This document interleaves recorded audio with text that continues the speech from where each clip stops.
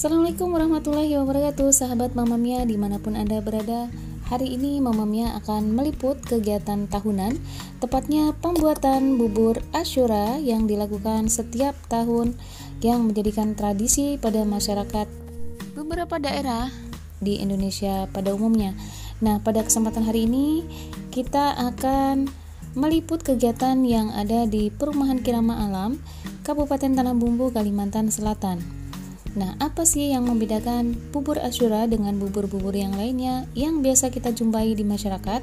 Seperti halnya bubur Cianjur, bubur Bandung, kemudian ada bubur Manado.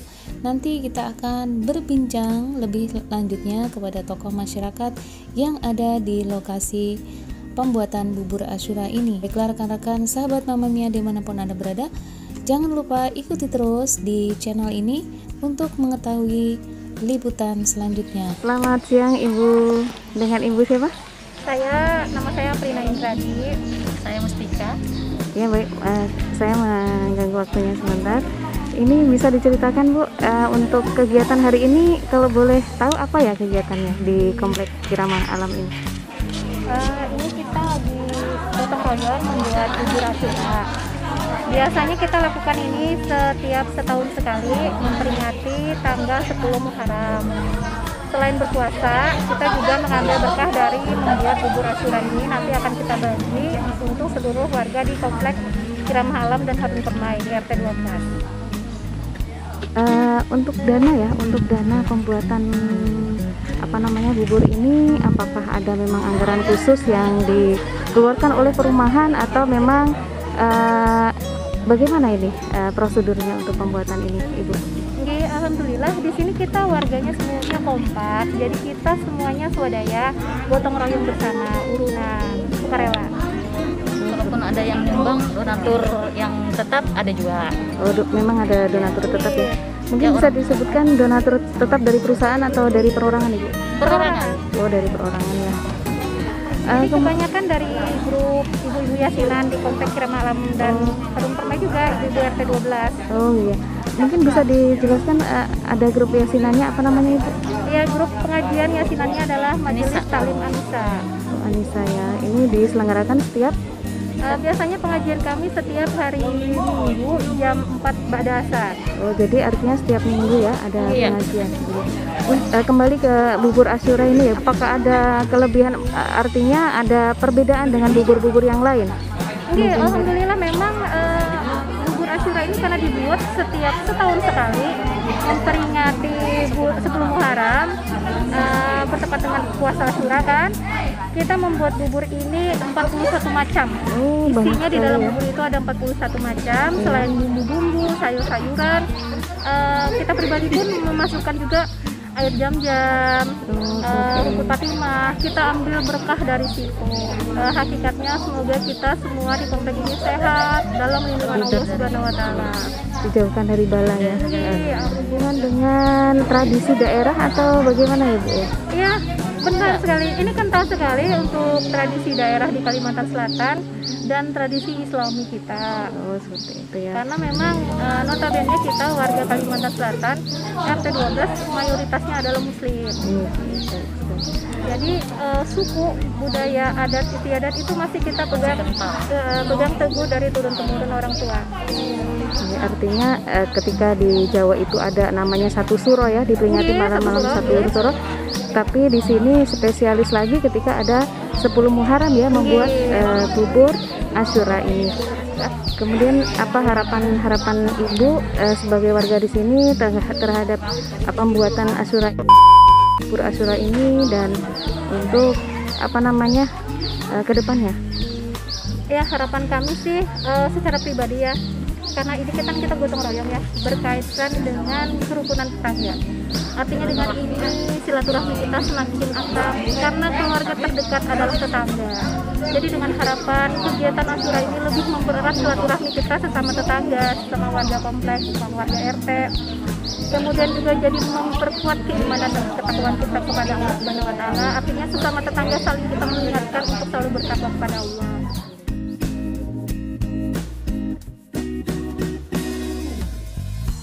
Sahabat Mama Mia, ada hal yang menarik di balik pembuatan bubur Asyura ini, yakni tidak hanya buburnya saja yang spesial karena memang bubur ini hanya dibuat setahun sekali bertepatan pada 10 Muharram saja.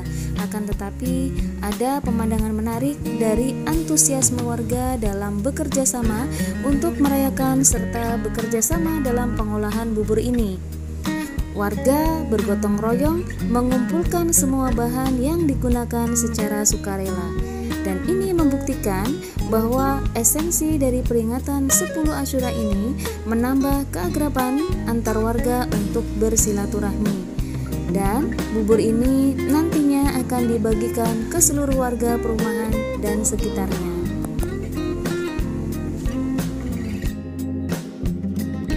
Pembuatan bubur Asyura ini bertempat di RTH, yakni lokasi yang berada di antara dua perumahan Kirama Alam dan Harun Permai.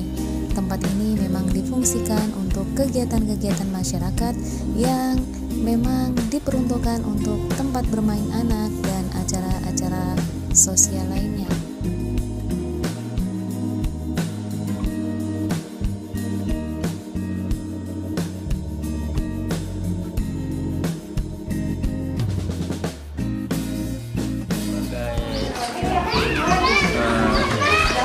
Di tempat bermain anak-anak, di RT Harama Anak sebenarnya, dan juga untuk mengumpulkan warga di sekitar di RT 12 ini, mengumpulkan warga di RT 12 ini, Mbak.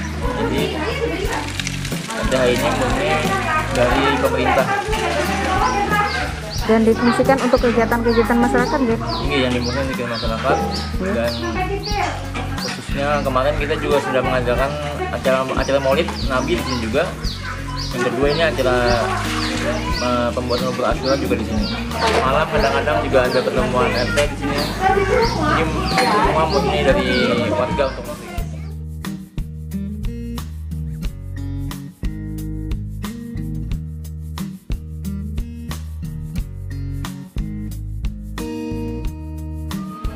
Assalamualaikum Habib, mohon maaf mengganggu waktunya sebentar. Di sini perkenalkan kami dari Mama Mia Channel, berkecimpung di dunia pendidikan, kebudayaan, dan hal apa saja yang berhubungan dengan pendidikan. Nah, hari ini saya akan meliput kegiatan rekan-rekan di Kirama Alam, yakni tentang pembuatan bubur Asyura, ya.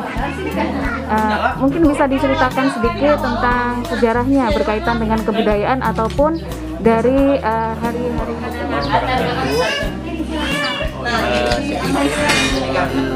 Jelaskan tentang pertanyaan dari peringatan seperti yang kita laksanakan di belakang ini adalah kegiatan sejenis budaya di dalam Islam yang mana kita laksanakan setiap 10 Muharram atau bertepatan dengan 10 Muharram.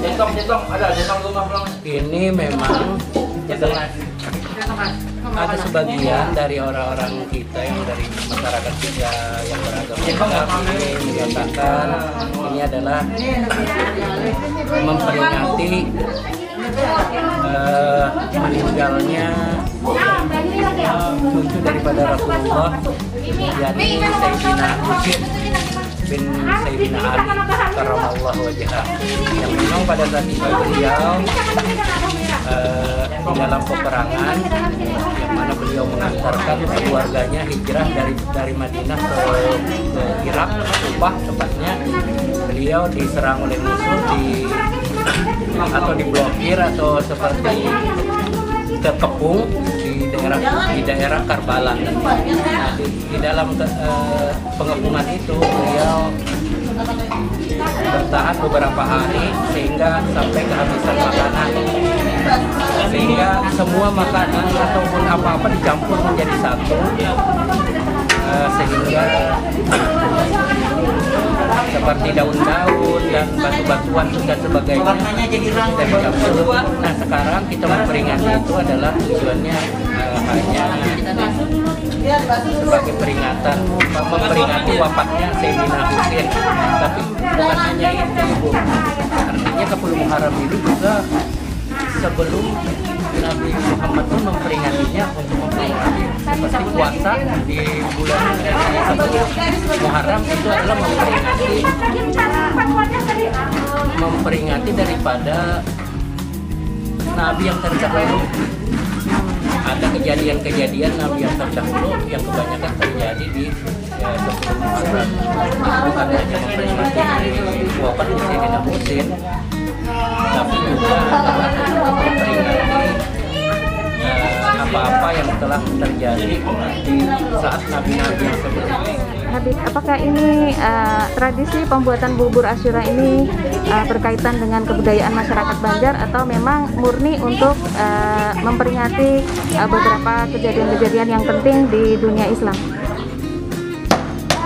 Misalnya tentang 1 Muharram ya, biasanya di masyarakat, sebagian masyarakat di luar sana merayakan sebagai malam Asyura, artinya di situ ada malam tirakatan. Nah, bagaimana tanggapan Habib? Apakah bubur Asyura ini termasuk perayaan tahun baru Islam atau memang ada kaitannya dengan kebudayaan masyarakat yang ada di sini? Tentang 1 Muharram itu kita peringati adalah tahun baru Islam, di mana kita memperingati hijrahnya Nabi Muhammad SAW dari Makkah ke Madinah. Nah, dari situ juga kita memulai perhitungan tahun Hijriyah atau tahun Islam. Nah, berbeda dengan yang 10 Muharram atau kita kenal dengan hari Asyura, itu memang sebagian masyarakat Islam di Indonesia, terkhusus di tempat kita Tanah Bumbu ataupun Kalimantan Selatan pada umumnya, bahkan sebagian masyarakat Indonesia itu memang memperingati 10 Muharram ini dikenal dengan hari Asyura, yang memang sebenarnya memperingati adalah kematian daripada cucunya Rasulullah yang saat itu memang beliau dibunuh oleh musuh-musuh beliau, dan memang dalam keadaan terkepung keluarga-keluarganya dan sebagainya, sehingga dalam rangka meningkatkan semangat itu tadi, masyarakat kita yang muslim yang rasa cinta kepada junjungan Rasulullah itu mengaplikasikan dengan hal-hal seperti ini. Tapi ini bukan baru-baru, dari dulu nenek-nenek kita terdahulu pun sudah melaksanakannya. Jadi ini sudah menjadi budaya Islam di tempat kita.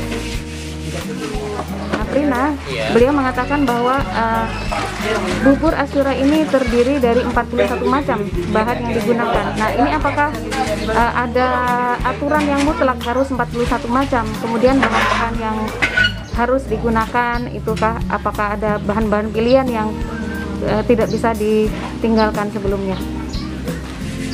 Sebenarnya tidak mutlak harus 41 macam. Itu hanya dari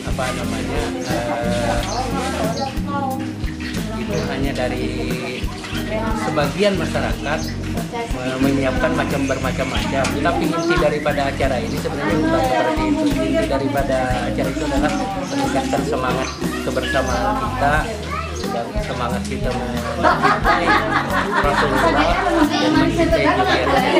Jadi tentang masalah bubur tadi itu memang bermacam-macam. Ada bubur campur dan sebagainya, itu masing-masing, dan itu saling berkembang.